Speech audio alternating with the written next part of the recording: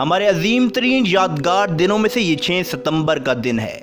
अगर आप वो सिर्फ तकरीर सुन लें जो रेडियो पाकिस्तान ने की थी कि ला इलाहा इल्लल्लाह को मानने वालों पर हिंदुस्तान ने हमला कर दिया है। मेरे हमवतनों, जंग शुरू हो चुकी है, उठो और दुश्मनों पर टूट पड़ो। मेरे अजीज हमवतनों, अस्सलाम वालेकुम। 10 करोड़ पाकिस्तानियों के इम्तिहान का वक्त आ पहुंचा है। आज सुबह सवेरे हिंदुस्तानी फौज ने पाकिस्तान के इलाके पर लाहौर की जानब पाकिस्तान की पूरी कौम अल्लाह अकबर का नारा लगा चुकी थी। हिंदुस्तान की फौज ने 6 सितंबर की सुबह फजर से जरा सा पहले लाहौर पर हमला किया और उनके जर्नैल ने यह भड़क मारी थी कि हम 11 बजे तक लाहौर के जिमखाना में बैठकर शराब पिएंगे और बदमाशी की महफिल सजाएंगे। दुश्मन 5 गुना बड़ा था हमसे और अचानक इतना बड़ा हमला करता है कि एक हमले में 500 टैंक इस्तेमाल किए जाते हैं। और जब सियालकोट पर हमला होता है तो वहां पर भी हमले में 500 टैंक इस्तेमाल होते हैं। लाहौर और सियालकोट ये दोनों सर्दी शहर हैं हमारे, और हाल ये था कि Pakistan totally God by surprise था। आपको वाकया सुनाते हैं। ये वाकया सुनकर आपको अंदाजा होगा कि 6 सितंबर को हम इतने रोमांटिक तरीके से क्यों मनाते हैं और 65 की जंग में एग्जैक्टली हुआ क्या था। एयर चीफ ने नूर खान साहब की दलेरी देखकर, लीडिंग फ्रॉम द फ्रंट जिसे कहते हैं, उन्होंने कहा कि ये सोटस नहीं जाएंगी कि जब तक मैं खुद ये ना देख लूं ये कितनी खतरनाक है हमारे पायलट्स के लिए। पाकिस्तान की फौज वो अजीम तरीन फौज है जिसमें फौजी ऑफिसर्स का कैजुअलिटी रेट बहुत ज्यादा था, इसलिए कि हमारे ऑफिसर्स आगे बढ़कर लीड करते हैं। पाकिस्तान नेवी के पास सिर्फ एक सबमरीन थी और वो थी गाजी, और इस एक सबमरीन ने दुश्मन का नाका बंद किया हुआ था। पाकिस्तान की नेवी आगे बढ़कर गई और दुश्मन के ठिकाने तबाह कर दिए। जब सियालकोट पर हमला हुआ तो तोपें फिट कर दी गई और बड़े बड़े टैंक लाकर खड़े किए हुए थे। ये वो वक्त था जब पाकिस्तानी फौज जवाबी हमला कर रही थी। ऐसे मुआजिज़ात देखे गए कि जिनके बड़े बड़े ऑफिसर जनरल एनी शायद हैं, बल्कि इन मुआजिज़ात पर बड़ी बड़ी किताबें लिखी गई हैं जिनमें इन मुआजिज़ात का जिक्र किया गया है।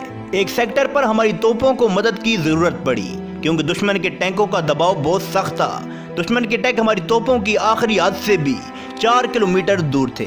मतलब ये कि गोला वहां पर पहुंच ही नहीं पा रहा था जहां पर दुश्मन का टैंक था। और जब मदद मांगी गई तो हिसाब लगाया गया कि हमारी तोपों के गोले तो दुश्मन तक पहुंच ही नहीं रहे। और सूरत हाल ये थी कि अगर उस वक्त मदद ना दी जाती हमारी फ्रंट लाइन को तो पूरे सियालकोट सेक्टर पर दुश्मन कब्जा कर लेता।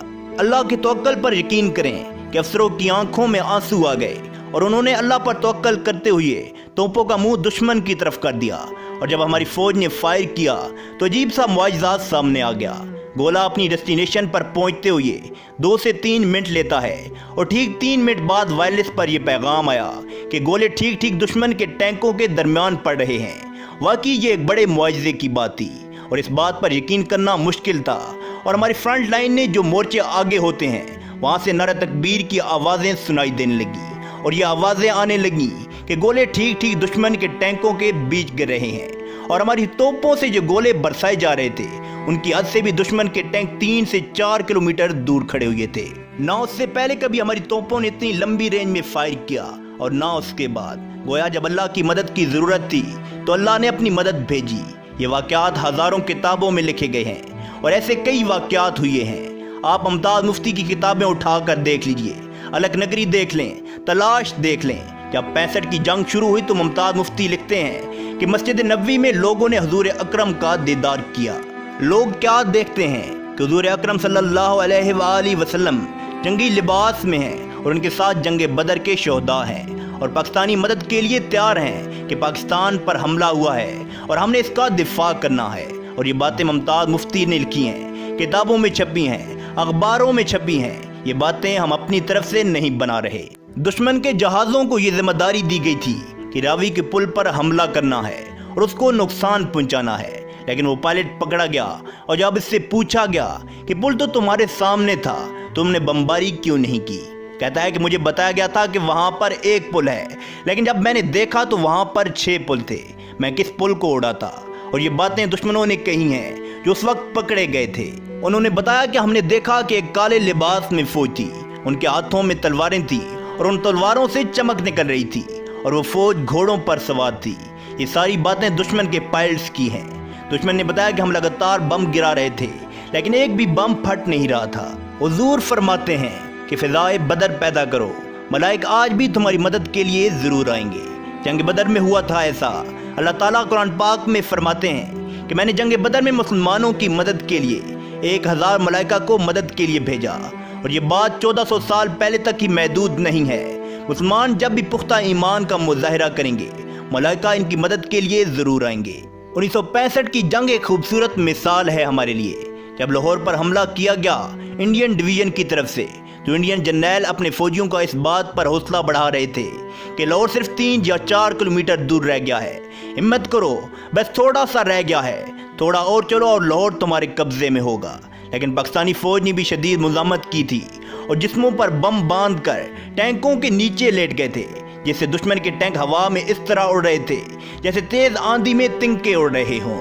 हकीकत में लाहौर 3 किलोमीटर दूर नहीं था, बल्कि 14 किलोमीटर दूर था। बस इंडियन जर्नैल अपने फौजियों का हौसला बढ़ा रहे थे, और जब एक पाकिस्तानी अफीसर ने यह सुना कि इंडियन जर्नैल ये बातें कर रहे हैं, तो वो पाकिस्तानी अफीसर शदीद जख्मी था, लेकिन उसने जख्मों की परवाह ना करते हुए सड़क के किनारे एक कतबा लगा हुआ था जिस पर लिखा हुआ था कि लाहौर 14 किलोमीटर दूर है।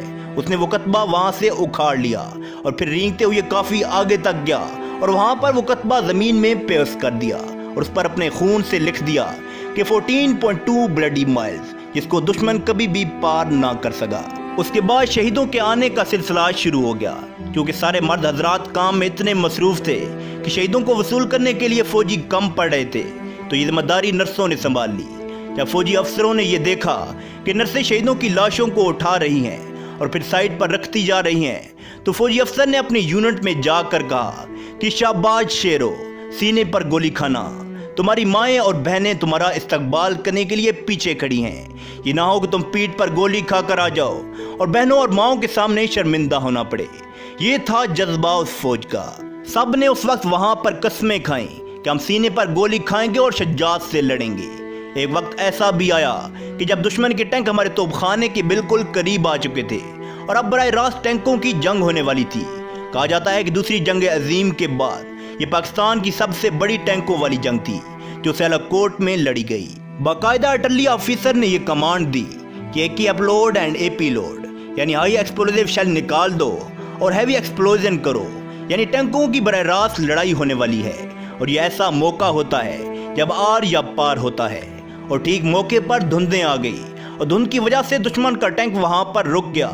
फिर अल्लाह ने दुश्मन की फौज पर खौफ तारी कर दिया और फिर पाकिस्तानी फौज के जवानों ने और अवाम ने भी अपने जिस्मों पर बम बांधकर टैंकों को इस तरह उड़ा दिया जैसे हवा में तिनके उड़ते हैं। ऐसी क्या चीज थी जिसने मुसलमानों को ये करने पर मजबूर किया?